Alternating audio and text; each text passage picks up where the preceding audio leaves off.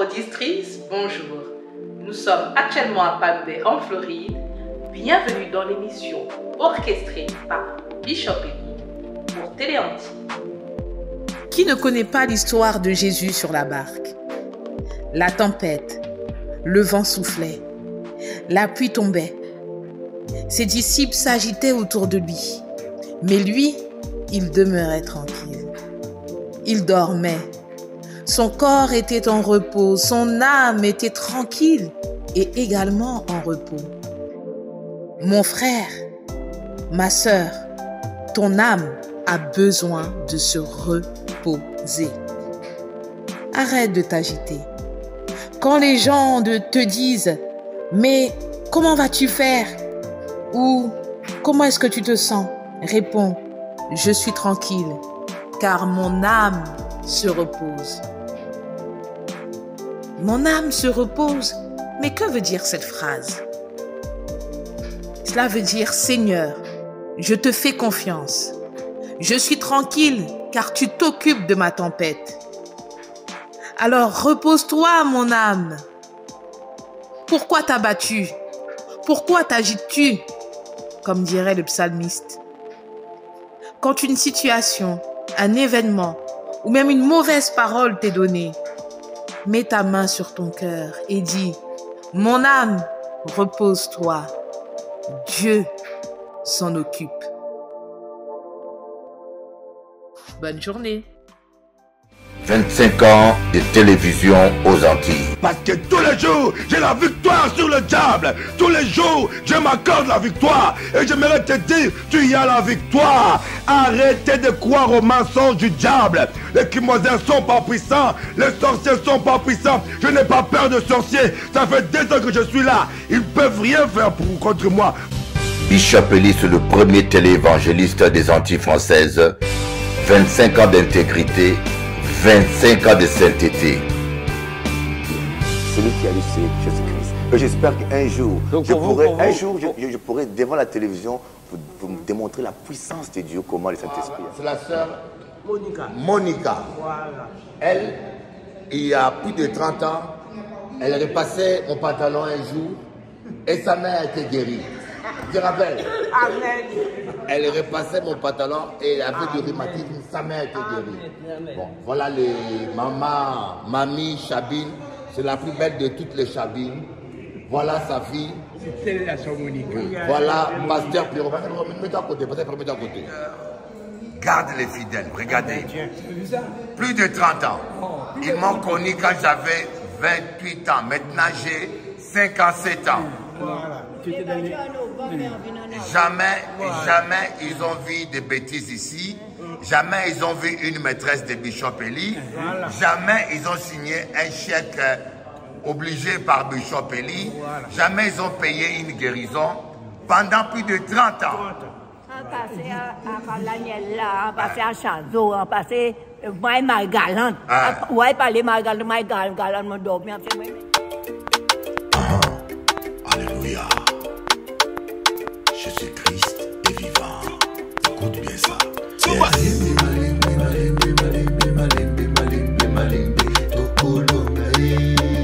Nous sommes plus que vainqueurs en Jésus-Christ.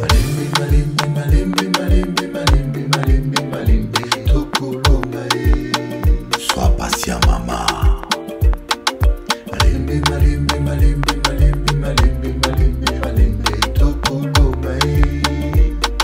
Nous allons nous en sortir car Dieu est fidèle.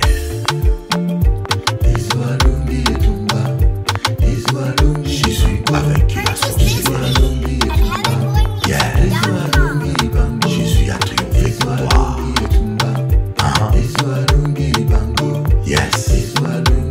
Alors ne crains point. Le nom de Jésus est au-dessus de tout nom. Tout genou fléchira. Tu as le pouvoir et rien ne peut te nuire. C'est la parole de Dieu.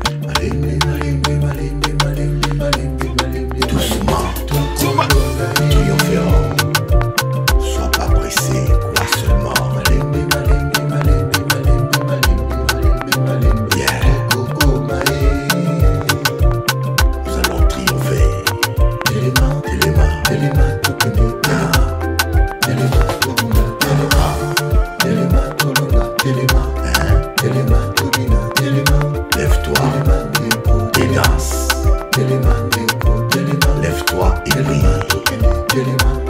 Lève-toi, combattant,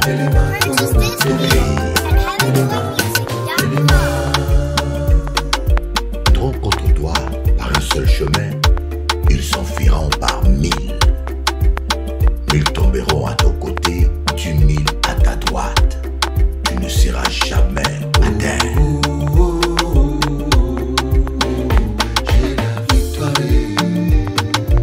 J'ai la victoire au nom de Jésus. Retire le gamote.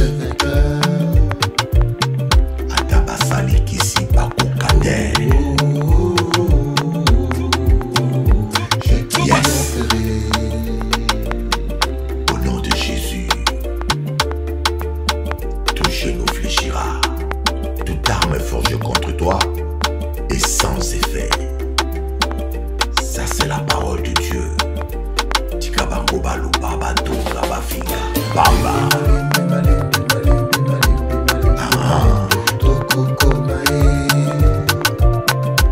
Avec Jésus, nous arriverons.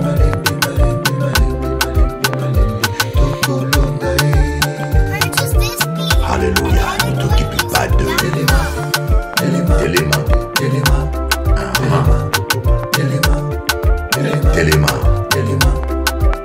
lève-toi et danse.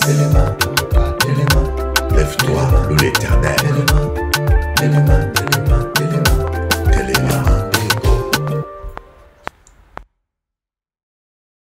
Bonjour, chers amis téléspectateurs. Je suis très content de pouvoir passer ce moment avec vous, de pouvoir prier bien sûr avec vous. Je me suis dit dans cette émission, il faut une partie de prière. Amen. J'espère que vous allez prier avec moi. Si vous ne savez pas prier, vous pouvez simplement répéter mes paroles. Je tenais à vous dire que je vous aime beaucoup et que je vous souhaite le meilleur.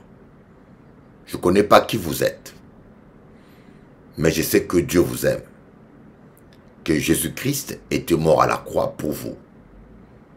Parce que la parole de Dieu déclare, car Dieu a tant aimé le monde qu'il a donné son Fils unique, afin que quiconque croit en lui ne périsse point, mais qu'il ait la vie et la vie en abondance.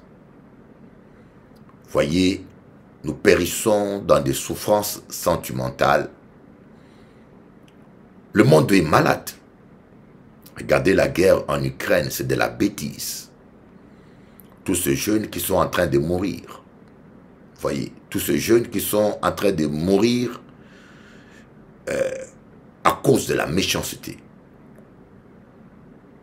Moi, je me dis, pourquoi pas d'abord faire l'unité, la paix avec la Russie? Pourquoi pas faire entrer la Russie dans l'OTAN? Pourquoi pas faire entrer la Russie dans l'OTAN? Pourquoi pas faire la paix? Pourquoi pas? Et pourtant, vous serez étonné, il y a un moment donné, la Russie voulait entrer en Europe. L'Europe a refusé, bien sûr. C'était une chance pour la paix. Je déteste la guerre. La guerre au Congo, mon pays d'origine. Mais je bénis Dieu parce que Macron a changé son langage.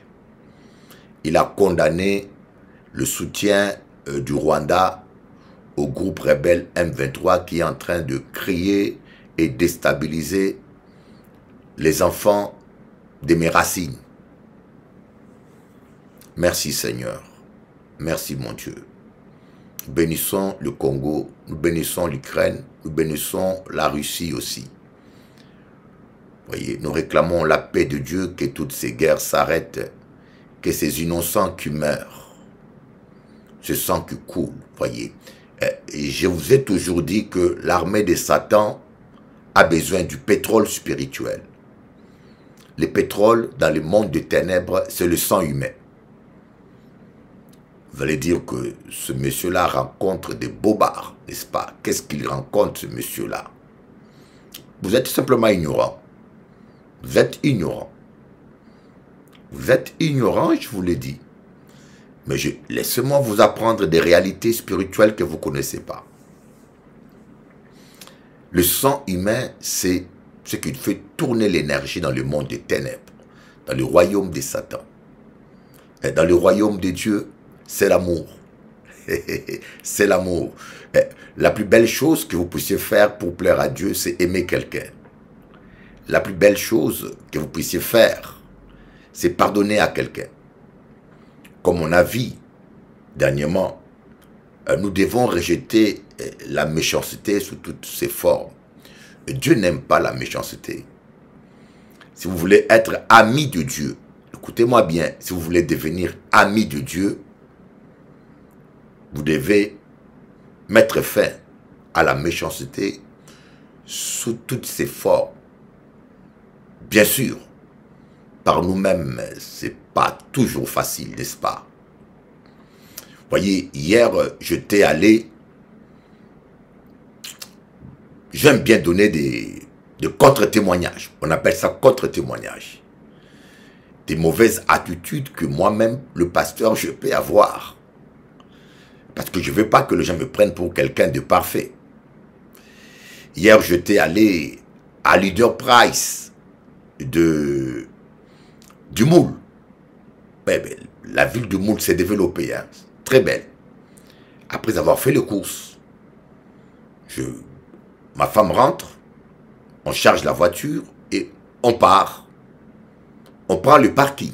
Écoutez-moi bien.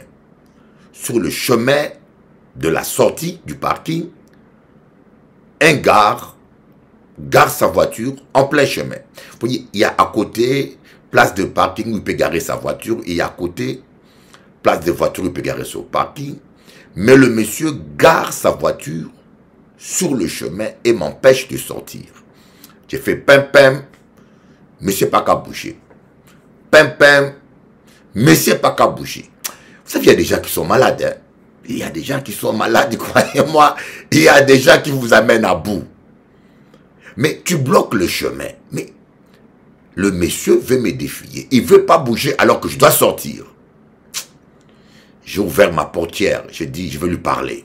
Ah oui, là, je vous dis, j'étais un peu déconnecté. Ça m'a énervé. Bon, vous allez dire, ah, pasteur, il s'énerve. Eh oui, ça peut m'arriver de m'énerver. Mais là, je ne sais pas qu'est-ce qui m'est arrivé. J'ai dit non, ah non, ça suffit maintenant. J'ai ouvert la porte pour partir. Et ma femme me dit non, il ne faut pas aller. Je dis mais non, mais il faut que je parle au monsieur. Il y a un problème là. Je dois dépasser. Ma femme a dit il ne faut pas aller. Tu ne sais pas si c'est quelqu'un qui s'est drogué.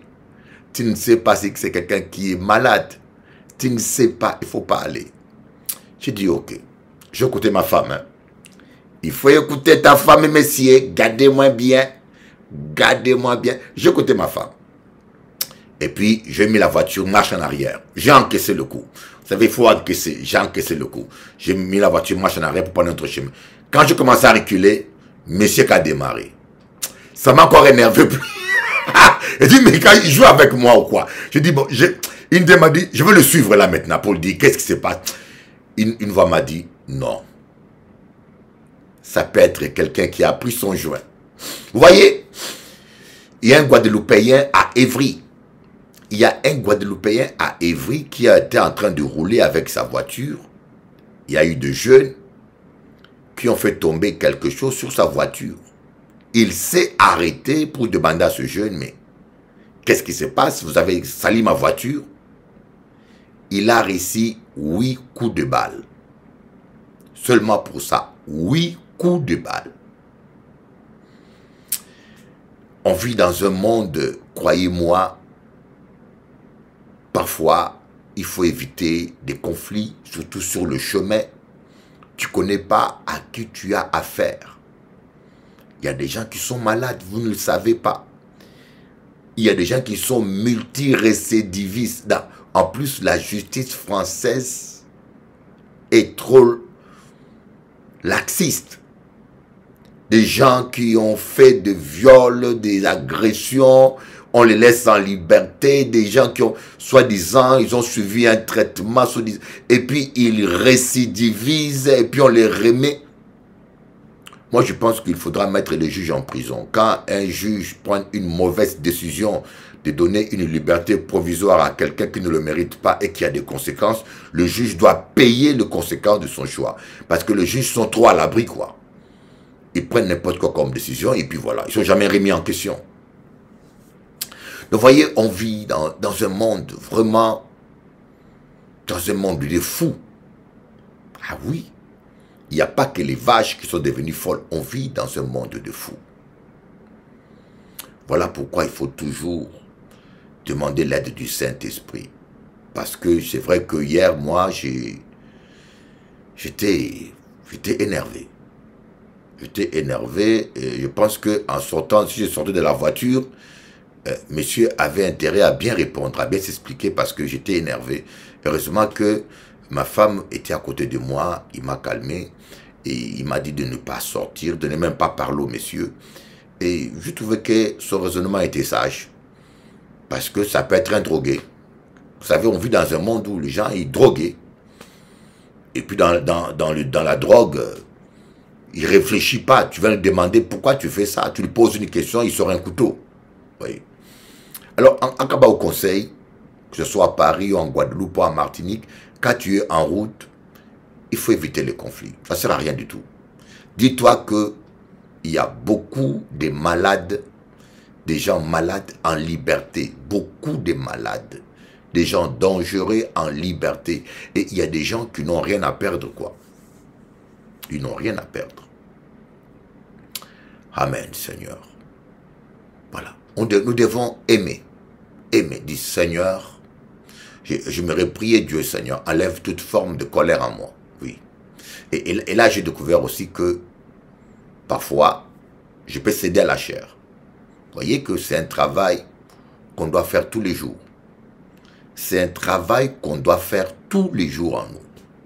Tant que vous êtes dans ce corps de chair, vous devez faire ce travail de crucifier votre chair. De crucifier votre chair. Alors, quoi faire lorsque vous êtes énervé? Quand vous sentez la colère monter. Voyez, quand vous sentez la chair prendre le dessus sur vous. Il n'y a pas que la colère. Ça peut être la jalousie. Ça peut être l'envie. Ça peut être la convoitise. Vous sentez que vous n'arrivez plus à contrôler votre corps. Et que vous êtes à un pas de tomber dans le péché ou dans l'adultère. Quoi faire? Quoi faire? C'est simple. Appelez Jésus. Dis seulement, Saint-Esprit, aide-moi à dominer ma chair. Voyez, lorsque Caïn voulait tuer Abel, Caïn était jaloux de Abel. Parce qu'Abel a offert à Dieu un agneau, une bête. Et cela correspondait aux exigences et aux principes de Dieu. Parce qu'à l'époque, le péché était couvert par l'effusion de sang. Vous comprenez? Quand quelqu'un péchait, imposait les mains à un animal, il devenait une seule chair avec l'animal par l'imposition de mains. Et quand il tuait l'animal, automatiquement, c'était comme si lui-même, il mourait. C'est-à-dire que la sentence de Dieu était exécutée. Parce que Dieu dit, le jour où tu pèches, tu mourras. Et Dieu ne peut pas contredire sa parole. Vous savez, toute parole qui sort de la bouche de Dieu, Dieu ne peut pas contredire sa parole. Tu peux verser des larmes, tu peux faire tout ce que tu veux, mais Dieu ne peut pas se contredire. Alors c'est un moyen que Dieu a trouvé. Quand l'homme s'est repenti, pour que l'homme ne meure pas, il lui a dit, impose le main à un animal, à une bête, agneau, bélier, vous devenez une seule chair et l'animal mourra. Ton péché ne sera pas ôté mais couvert. Alors, Abel a eu la révélation. Il a offert à Dieu une bête. Mais Caïn, lui, il n'a pas eu la révélation, mais il a agi par imitation. Imitation. Il a dit, mais par contre, son raisonnement était logique. Je pense que moi, j'aurais été à la place des Caïens, peut-être que j'aurais fait pareil. Mais pas toi peut-être, mais moi, j'aurais peut-être fait pareil. Il a bien raisonné, il a dit, mais Abel, c'est un éleveur de moutons, de bêtes. Je pense que c'était un mouton, hein. Je ne sais pas, je suppose. Parce que l'animal représentait l'agneau de Dieu. Bon, je ne peux pas confirmer, ça c'est ma conviction. Bon, alors Abel, quand il a dit, mais lui il est éleveur, il a donné le meilleur de son élevage.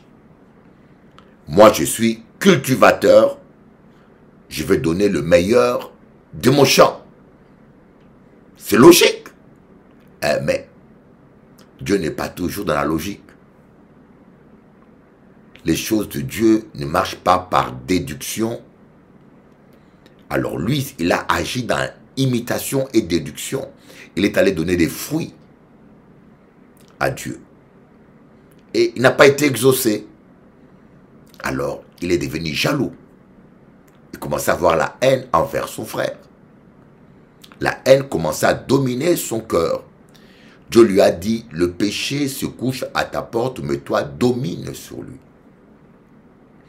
Dieu a demandé à Caïn de dominer sur le péché. Il n'a pas pu. Il a tué Abel. Mais nous, Dieu ne demande pas de dominer. Il te dit simplement, appelle le Saint-Esprit.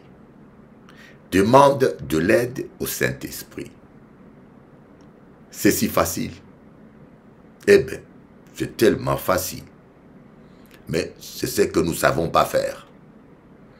Alors quoi? Vous savez, Jésus n'a pas seulement vaincu le diable. Il a vaincu la puissance du péché. Il a vaincu la convoitise. Il a vaincu la colère. Il a vaincu toutes ces choses. Il a dit, Père, tout est accompli. Donc, ce que nous avons seulement à faire, c'est dire, Saint-Esprit, aide-moi à vaincre la colère qui est en moi. Saint-Esprit, aide-moi à vaincre la peur qui est en moi. Il va le faire. Parce que Jésus a payé le prix. Mais qu'est-ce que nous faisons? Nous appelons par le Saint-Esprit. Et nous voulons agir comme Caïn. Nous voulons dominer la convoitise ou la colère par nous-mêmes. Et malheureusement, très souvent, nous échouons. On dit, ah, un pasteur se battu dans la rue comme un païen. Ah, on attend un chrétien est tombé avec une femme mariée. C'est terrible. Hein? Des choses qui se font aujourd'hui dans le milieu païen, dans le milieu chrétien, ça n'aurait pas dû se faire. Parce que Jésus a tout accompli. Jésus a tout accompli. Tu as peur pour ton fils. Tu es angoissé par exemple. Dis Seigneur, aide-moi à vaincre l'angoisse. Saint-Esprit, viens m'aider. Viens m'aider. Seulement ça. Si simple. Tu me diras, mais seulement ça. Mais oui, seulement ça. Quand on dit notre Père qui est aux cieux, que ton nom soit sanctifié, que ton règne vienne, que ta volonté soit faite sur la terre comme dans les cieux, donne-nous aujourd'hui notre pain quotidien. Pardonne-nous nos offenses comme nous pardonnons aussi à ceux qui nous ont offensés. Ne nous laisse pas tomber en tentation. Seulement ça. Ne me laisse pas tomber dans la colère. Ne me laisse pas, Saint-Esprit, ne me laisse pas tomber dans la colère. Ne me laisse pas tomber dans la jalousie. Ne me laisse pas tomber dans l'adultère. Seulement ça. Ah! J'aimerais vous donner un témoignage. Voyez, quand mon ex-femme avait demandé le divorce, je me suis retrouvé seul à Saint-Domingue. J'étais déprimé. Il y a plus de 17 ans. Un jour, je vagabondais. Je dis vagabondais, mais je m'ennuyais et puis je marchais dans le plus grand centre commercial, l'un des plus grands centres commerciaux qui est en pleine Santo Domingo, Plaza Centrale. Je vous dis, j'ai vu de belles femmes dans le monde. Il n'y a pas plus que Saint-Domingue. J'ai été au Brésil, j'ai été au Mexique, j'ai été en Colombie, j'ai été partout. Mais Saint-Domingue, c'est un pays, comme on dit, pays de beauté. Alors, j'arrive à la place centrale, j'avais garé ma Jeep dans le parking qui est très haut, au-dessus, quoi. Le dernier parking, qui est au 5e étage, je crois bien. Je vais pour prendre ma voiture et je vois un petit kiosque où on vend la bière, on vend... Bien sûr, la bière n'est pas interdite. Moi, je prends la bière. Skol, Primus, je prends. Les Congolais seront choqués. La bière n'est pas interdite. Ce n'est pas ce qui entre dans l'homme qui suit l'homme. C'est écrit dans la Bible. Il faut arrêter avec vos histoires là d'hypocrisie, là, voyez. Moi, je préfère quelqu'un qui boit la bière que quelqu'un qui utilise la vaseline avec la femme d'autrui. Vous comprenez, hein? Je parle en parabole. Je suis allé dans le kiosque, je pris la bière, mais ce jour-là, j'ai pris un verre de coca. Et je vois la jeune fille qui sert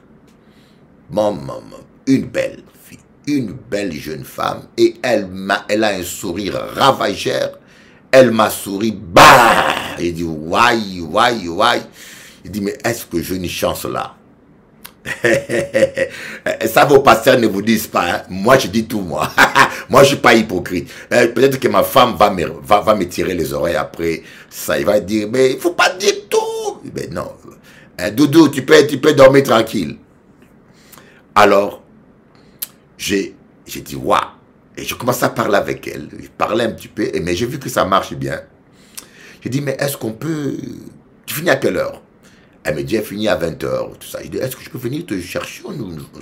C'est pour discuter un petit peu. Et elle m'a dit, ok. J'ai dit, waouh, Annie chance. Je suis rentré chez moi à Sarasota, près de l'hôtel Ambassador. J'avais un très beau appartement là. Et à 18h, je suis venu. À 20h, je suis venu. Elle est rentrée dans ma voiture. On est allé chez moi. On rentre. Mais vous savez, tout était facile. Et j'étais séduit. Je vous avoue, j'étais séduit. J'étais comme... Je pensais même pas à Genèse ni à l'Apocalypse. Je vous dis, je pensais même pas à Genèse ni... Tous les versets ont disparu. Aïe, aïe, aïe.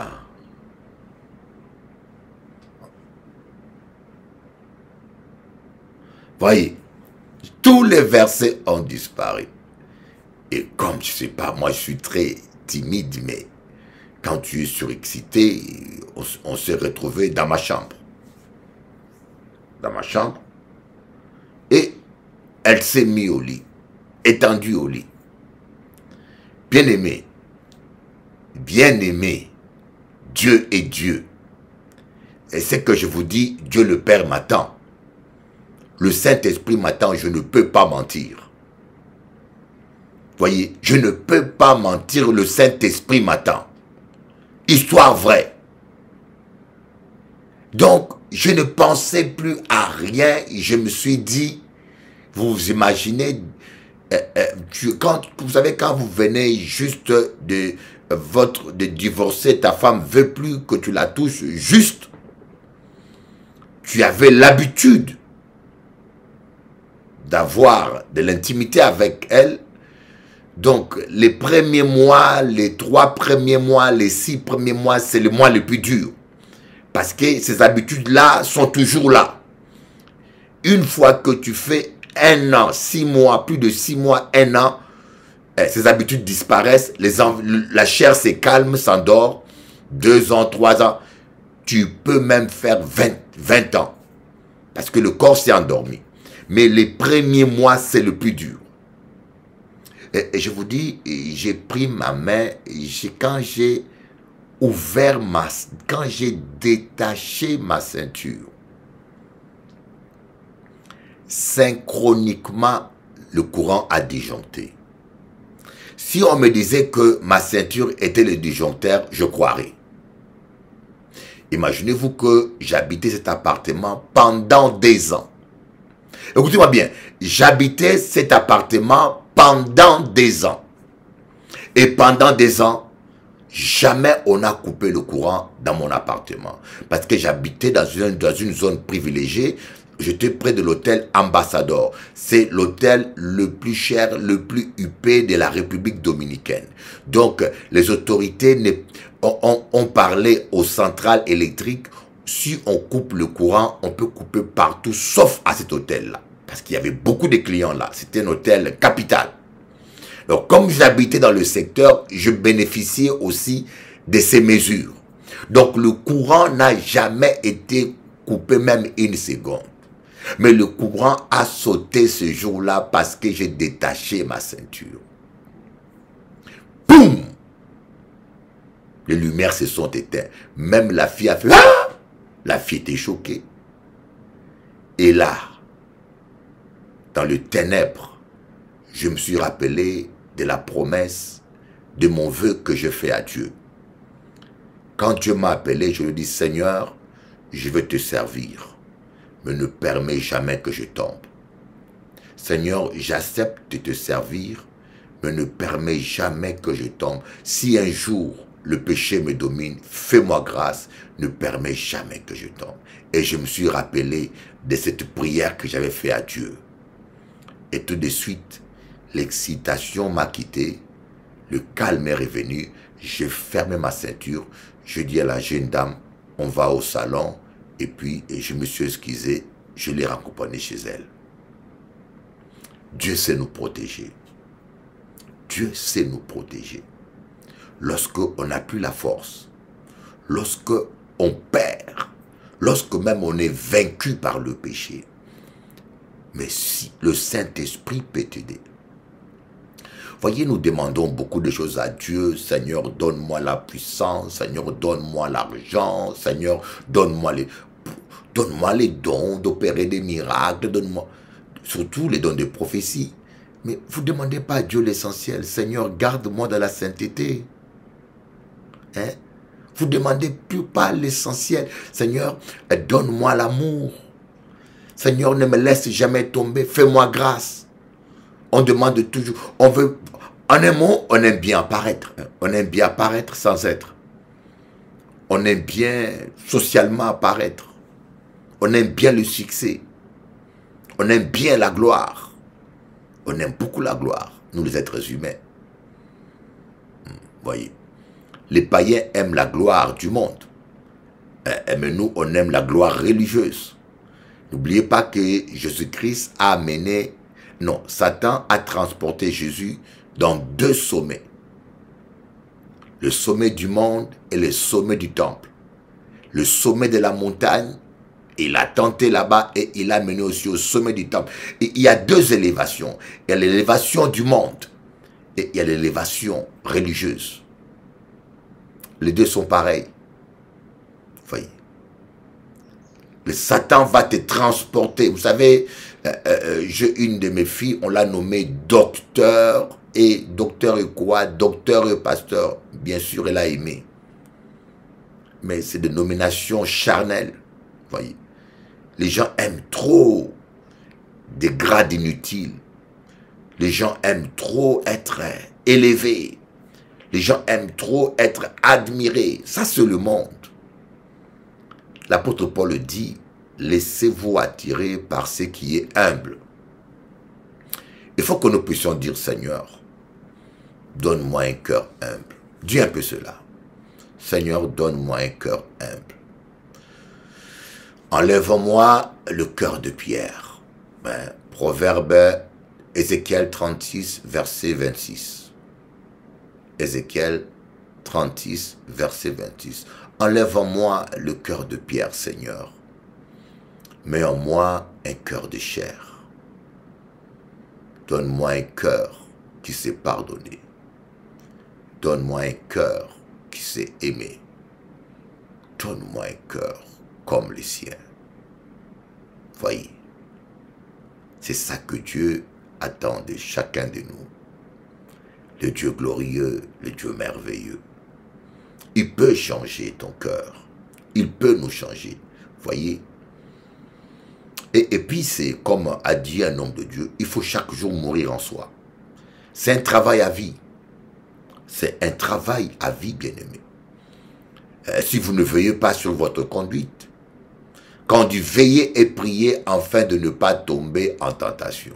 Vous savez, parfois on a une mauvaise compréhension du français. Mon pasteur congolais, il s'appelait Bolamba. Il interpréterait mal ce mot veiller et prier. Et il pensait que veiller, il s'agit de la veillée de prière. Alors, il nous répétait tout le temps ces versets. La veillée de la prière. Faites la veillée, il faut prier toute la nuit. Parce qu'il est écrit veiller et prier. Alors qu'il ne s'agit pas de la veillée de la prière. Il s'agit de veiller sur sa conduite. Veillez sur votre conduite et priez. Ça ne sert à rien de se comporter n'importe comment et de prier. Ça ne sert à rien que par son comportement, par son langage, on annule nos prières et puis on prie après. C'est pour cela que Christ dit veillez et priez. Est-ce que la prière fait à minuit a plus d'efficacité que la prière fait le matin? C'est faux. Et j'aimerais dire surtout à mes frères africains, nous mélangeons trop nos croyances animistes et ancestrales avec la Bible. Nous mélangeons trop nos croyances, nos coutumes avec la Bible. Les traditions. Voyez, avant je raisonnais comme ça aussi. Parce que les sorciers sortent la nuit. Parce que le monde occulte est excité et plus en activité la nuit. Alors pour les contrer, il me faut obligatoirement prier la nuit. C'est un raisonnement charnel. Et en général, on dit, ah, Jésus priait la nuit. On disait, Jésus priait toute la nuit pour contrer Satan la nuit. C'est complètement faux. Jésus priait toute la nuit simplement pour raison de tranquillité. Jésus priait dans le jardin de Gethsémane. Il s'isolait d'abord, vous voyez, il s'isolait et il priait toute la nuit pour raison de tranquillité. Et souvent le jour, comme dans la barque, il dormait, il récupérait. Il priait toute la nuit. J'ai déjà fait des veillées de nuit, vous voyez. Là, je vous prêche, je dois éteindre mon portable. Sinon, ça va sonner. Et si j'éteins mon portable, ça ne veut pas dire que la prière est plus efficace quand le portable est éteint. Non. Si j'éteins mon portable, ce n'est pas pour des raisons spirituelles, c'est simplement pour des raisons de tranquillité. Jésus priait la nuit pour des raisons de tranquillité. Tu peux prier le matin et contrer les œuvres de ténèbres qui se feront la nuit. On appelle ça combat spirituel différé. C'est comme une machine à laver. Vous voyez, la machine à laver de linge, on peut le programmer. Tu mets le linge dans la machine, tu mets tous les produits et tu programmes que la machine démarre à minuit. Je le conseille à toutes les femmes, à tous les hommes qui ont des machines à laver. Ayez l'habitude de programmer vos machines à minuit pour des raisons d'électricité. Les factures de courant sont devenues tellement chères que quand vous programmez votre machine à minuit, la facture est 5 fois moins chère des fois. Des fois 5 fois moins chère. Vous voyez? Alors que si vous ne programmez pas votre machine, elle tourne à 18 h ou à 15 h, vous payez le plein tarif. En programmant seulement votre machine à la nuit, machine à laver, lave-vaisselle, vous diminuez beaucoup votre facture, même de 20%, de 10%. Donc Jésus priait la nuit pour des raisons de tranquillité. Vous n'êtes pas obligé de prier la nuit pour arriver à contrer les démons, les occultistes. Vous pouvez prier le matin et lancer un combat spirituel en différé.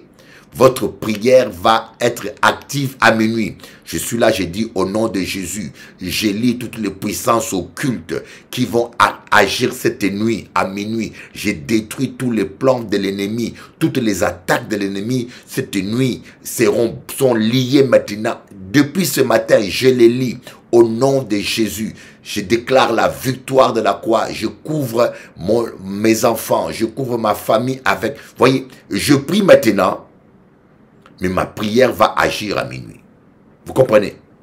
Donc vous n'êtes pas obligé de rester, d'attendre à minuit pour vous réveiller et pour contrer ces puissances. Ce sont des raisonnements qui ont parfois lien avec l'occultisme. C'est comme,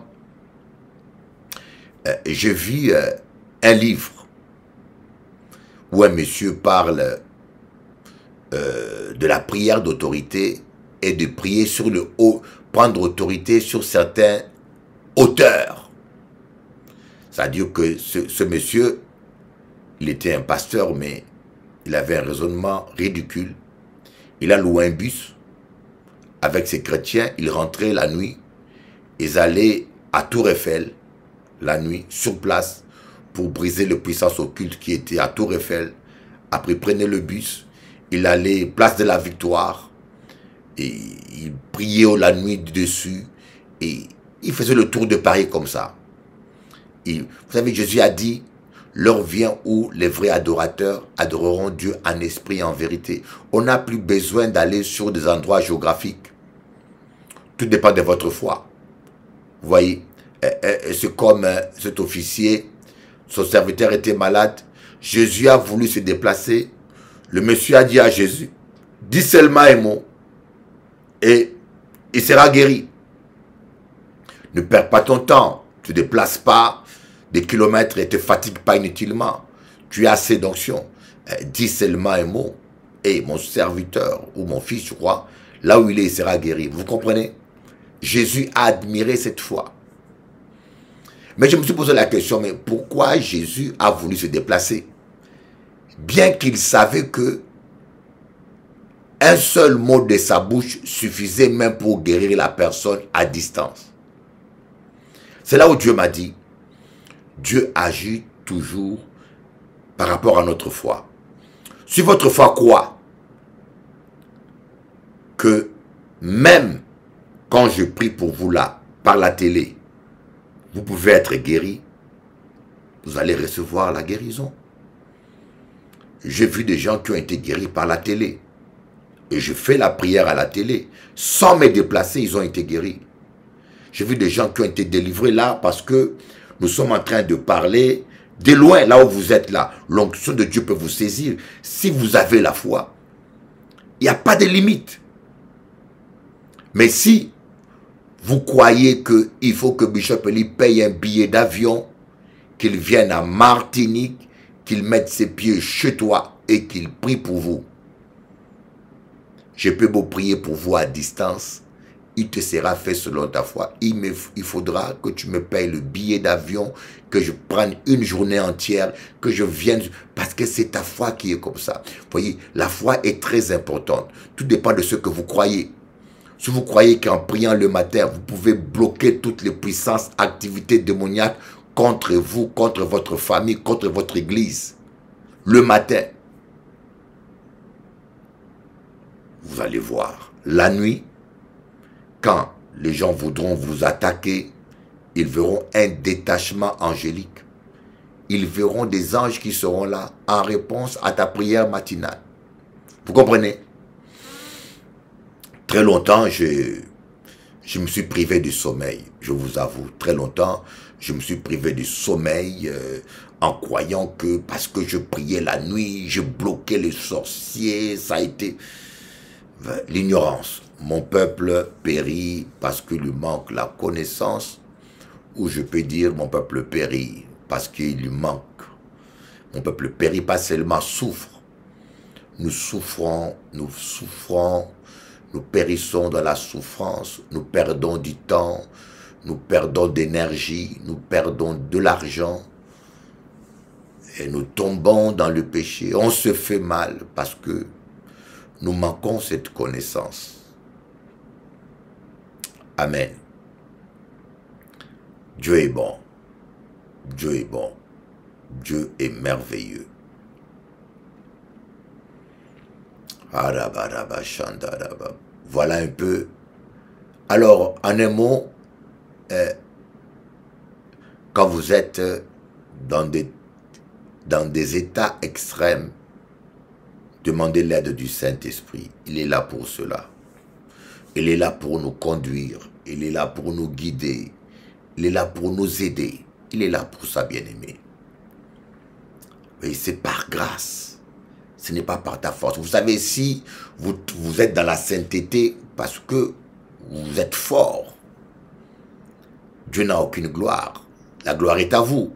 C'est vous qui êtes fort, n'est-ce pas? Si vous arrivez à dominer la colère, à dominer ces choses par votre force, c'est vous qui avez toute la gloire. Mais si vous triomphez du péché, parce que le Saint-Esprit vous aide, toute la gloire revient à Dieu. Vous comprenez? Et Dieu ne veut pas vous donner sa gloire. Dieu est jaloux de sa gloire. Dans sa parole, il dit, je ne donnerai pas ma gloire à un autre. Et quand les gens deviennent orgueilleux, Dieu dit, l'orgueil c'est ça. Je connais mieux que les autres. Je suis intelligent, je suis fort. Mais qu'est-ce que dit la parole de Dieu? Que le sage ne se glorifie pas de sa sagesse.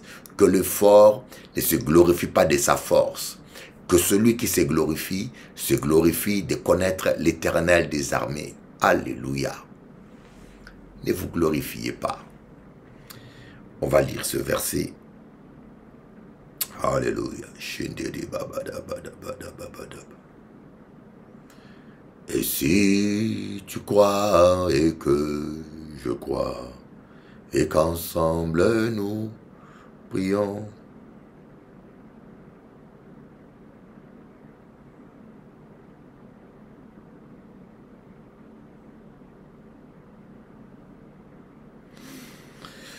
Voyons cela dans Jérémie 9, 23. Jérémie 9, 23. Voyez, qu'est-ce qu'il dit? Ainsi parle l'Éternel, que le sage ne se glorifie pas de sa sagesse, que le fort ne se glorifie pas de sa force, que le riche ne se glorifie pas de sa richesse. Bon, la suite, Jérémie 9, 23.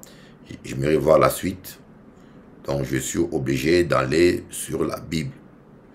La Bible online. Hein. Jérémie 9, 23. On va tout lire. Voilà. 22. Voici ce que dit l'Éternel, que le sage ne se montre pas fier de sa sagesse, que le fort ne se montre pas fier. Attendez un peu. Alors là, c'est une autre version, hein. Mais ça exprime toujours la même idée. Ne se montre pas fier de sa force, que le riche ne se montre pas fier de sa richesse, mais que celui qui veut éprouver de la fierté mette sa fierté dans ceci, le fait d'avoir du discernement et de me connaître. En effet, c'est moi l'Éternel qui exerce la bonté, le droit et la justice sur la terre. Oui, c'est cela qui me fait plaisir, déclare l'Éternel. C'est cela qui fait plaisir à Dieu. Quand tu es fier de connaître Dieu, je suis fier de connaître Dieu. Je suis fier de lui. Lui qui me donne la sagesse. Lui qui me donne l'intelligence, lui qui me donne la richesse, lui qui me protège, lui qui me donne la connaissance. Soyez fiers de Dieu. Mais quand vous commencez à être fiers de vous, oh, écoutez-moi bien, j'aimerais vous dire une chose peut-être que vous ne vous a pas dit. Vous ne pourrez pas être saint par vous-même. Voyez. La parole de Dieu dit, Jésus dit, efforcez-vous d'entrer. Mais c'est de quel effort il s'agit? Il s'agit de la volonté simplement. Ce n'est pas l'effort physique. C'est la volonté. Voyez. Vous ne vaincrez pas le péché par votre force. Mais c'est le Saint-Esprit qui vaincra le péché par sa force. Ce n'est ni par la force, ni par la puissance, c'est par l'Esprit de Dieu. Alors quand Christ dit, efforcez-vous d'entrer par la porte droite, il ne s'agit pas d'un effort physique, non. Il s'agit de l'effort de s'appuyer sur la grâce de Dieu. De s'appuyer sur Dieu. L'effort de rester humble. L'effort de dire, Seigneur, garde-moi humble. Seigneur, je m'appuie sur toi. C'est ça l'effort dont parlait Jésus. Ce n'est pas la force personnelle de résister, non. Voyez, quand l'apôtre Paul dit, faites tous vos efforts pour joindre à la sagesse. Ici, on parle de la volonté et la bonne volonté. Voyez, quand le Saint-Esprit te demande de faire quelque chose et te dit par exemple, pardonne, tu dois accepter de pardonner. Voyez, il s'agit de dire, Seigneur, j'accepte de pardonner. Et quand tu n'as pas la force de pardonner, ça te dépasse, dis Saint-Esprit, je veux pardonner, aide-moi à pardonner. Saint-Esprit, je t'avoue, je veux pardonner, mais je n'arriverai pas, aide-moi à pardonner. Et croyez-moi, je vous l'ai dit, il y a des situations où c'est difficile de pardonner. Ah oui, je vous l'avoue, il y a des situations où c'est difficile humainement de pardonner. Il faut l'avouer. Mais c'est dans ces moments-là qu'il faut dire, Saint-Esprit, je veux pardonner, aide-moi à pardonner. Je ne veux pas garder l'amertume dans mon cœur. Je ne veux pas garder la haine dans mon cœur. Aide-moi, Saint-Esprit. Demandez l'aide du Saint-Esprit. Et il va vous aider. Amen. Ne vous appuyez pas sur vous-même. Appuyez-vous sur le Saint-Esprit. Et il est là pour ça. Vous ne serez pas saint par vos efforts, ni par votre conduite. On est saint par le sang de Jésus. Si nous commettons un péché, le sang de Christ est là pour nous purifier de tout péché. Si du moins, nous reconnaissons notre péché et nous le regrettons et nous demandons pardon. Amen. Voilà un peu ce que je voulais partager avec vous. S'il faut donner un titre à mon message, c'est l'importance de l'aide de l'Esprit de Dieu dans le combat contre la chair. L'importance de l'aide du Saint-Esprit pour vivre la sainteté. Voilà. On a vraiment besoin du Saint-Esprit. Toi et moi, nous avons besoin de lui. Nous ne pourrons pas vivre cette vie chrétienne sans le Saint-Esprit. D'ailleurs, lui-même, il dit, sans moi, vous ne pouvez rien. Oui, sans moi, vous ne pouvez rien. Ça dit tout, hein, sans moi. Alors que Dieu vous bénisse, chers amis téléspectateurs. C'est la sœur Monica. Voilà. Elle, il y a plus de 30 ans, elle repassait mon pantalon un jour et sa mère était guérie. Je rappelle. Amen.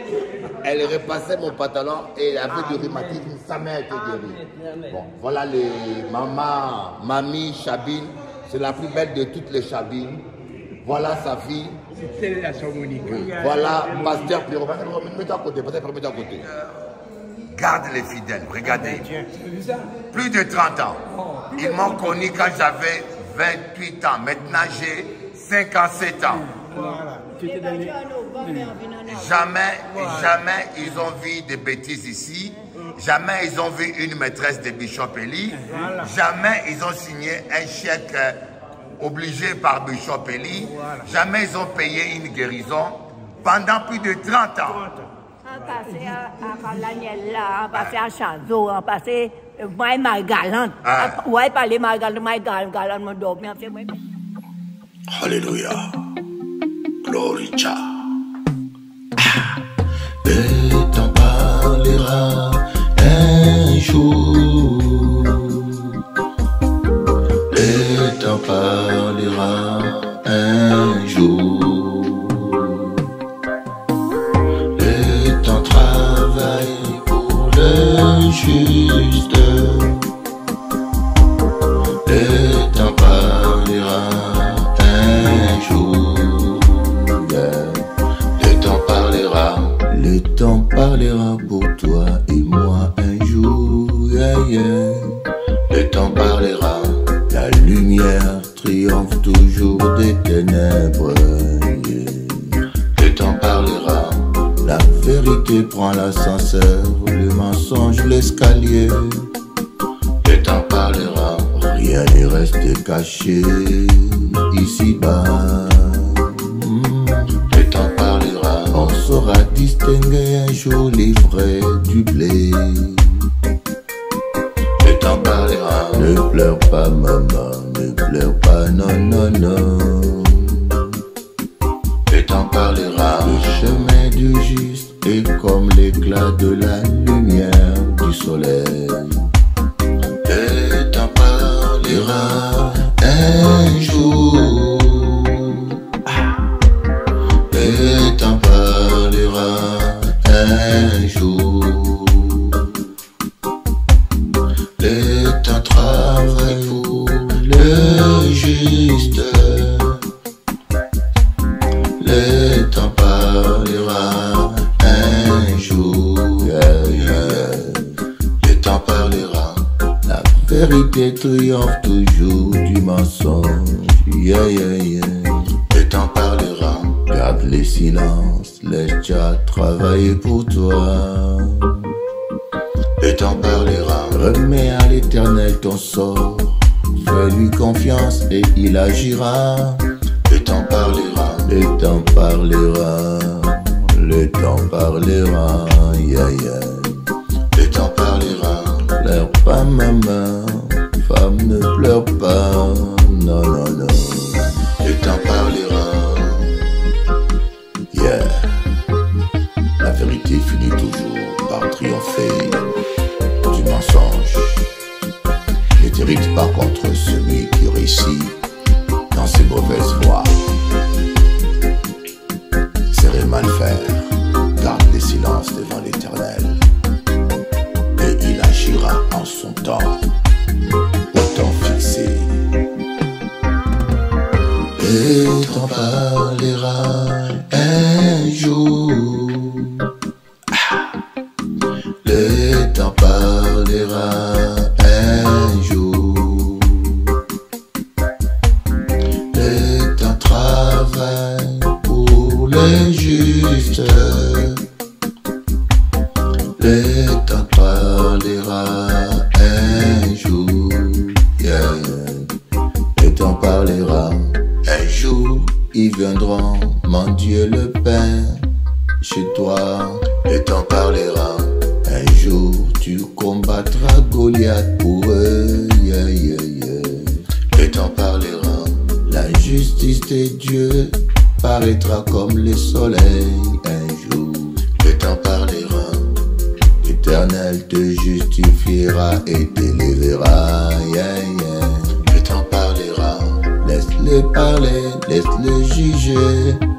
Tais-toi mon ami, le temps parlera. Ce qui est à toi restera à toi. Le bélier est attaché quelque part.